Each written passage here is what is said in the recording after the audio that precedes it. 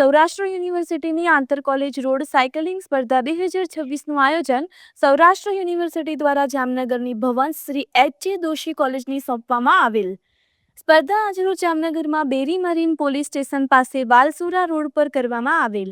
સૌરાષ્ટ્રની અલગ અલગ કોલેજોમાંથી 30 જેટલા વિદ્યાર્થીઓએ આ સાયકલિંગ સ્પર્ધામાં ભાગ લીધેલ.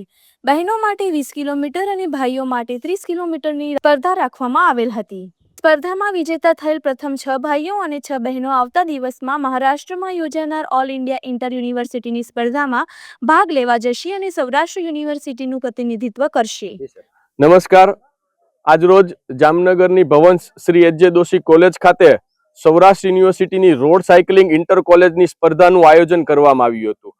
આ સ્પર્ધા જામનગરના મરીન રોડ ઉપર એટલે કે બેડી મરીન પોલીસ સ્ટેશનના વિભાગમાં આવતા વાલસુરા રોડ ઉપર યોજવામાં આવેલ હતી. આ સ્પર્ધા ભાઈઓ માટે 30 કિલોમીટર અને બહેનો માટે 20 કિલોમીટરની સ્પર્ધાનું આયોજન કરવામાં આવેલ છે. આ સ્પર્ધાની અંદર ટુર્નામેન્ટ રમવાનો મોકો મળશે.